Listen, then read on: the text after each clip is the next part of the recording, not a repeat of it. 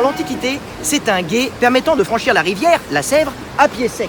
D'ailleurs, le mot Niort nous vient du latin novum ritum qui veut dire nouveau gué et qui permettait donc aux voyageurs de franchir la rivière pour aller un peu plus loin vers l'ouest, vers l'océan. Parce qu'à l'époque, le marais de Poitevin qui borde Niort est encore en grande partie submergé par l'océan, ce qui fait de Niort une ville quasi maritime. C'est donc ainsi, sur une des boucles de la Sèvre, que Niort s'est développé pour profiter du commerce et grâce aux richesses de l'Atlantique.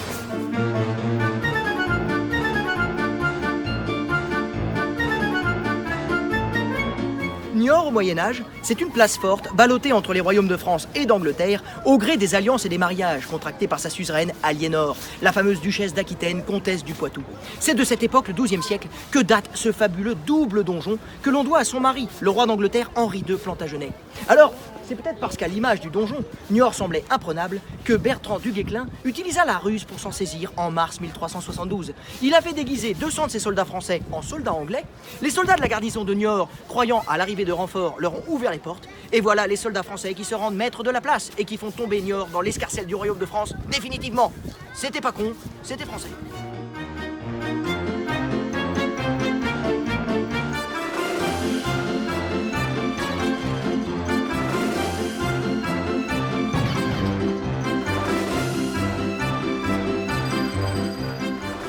Alors, c'est pas beau, Niort ?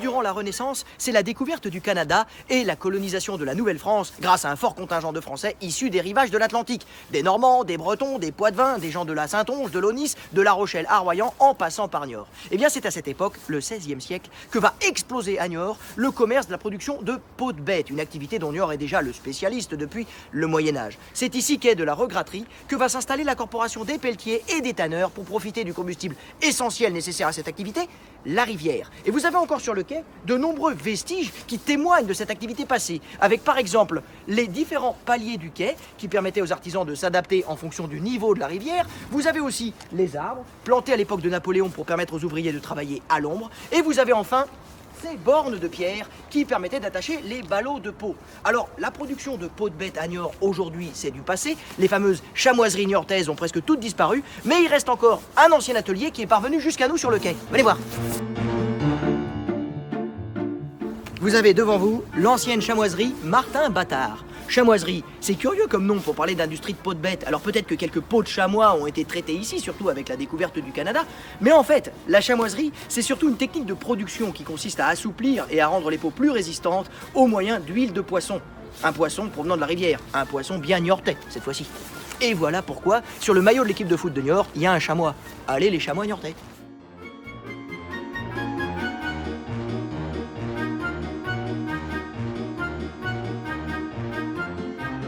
Niort, à l'époque moderne, c'est la création de son marché couvert en 1869. Les fameuses halles de Niort, construites à l'image des halles de Paris et des pavillons Baltard.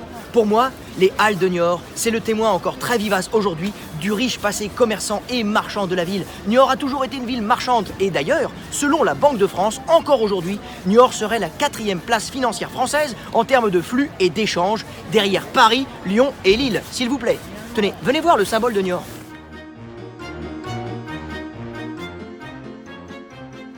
Regardez, voilà le symbole de Niort, les deux sauvages qui encadrent le blason et le fameux donjon niortais d'Henri II Plantagenet, avec en dessous des sculptures du dieu Mercure. Mercure, dieu du commerce et des voleurs.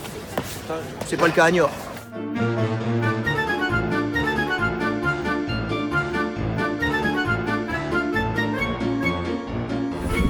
Pas mal le bureau du maire. Comme dans toutes les légendes du Poitou, Niort fait la part belle dans ses histoires aux serpents et aux dragons qui jadis hantaient le marais poitevin tout proche. On a par exemple la fameuse fée Mélusine, mariée à un grand seigneur du Poitou, Raymond de Lusignan, et qui la nuit se transformait en serpent ou en dragon.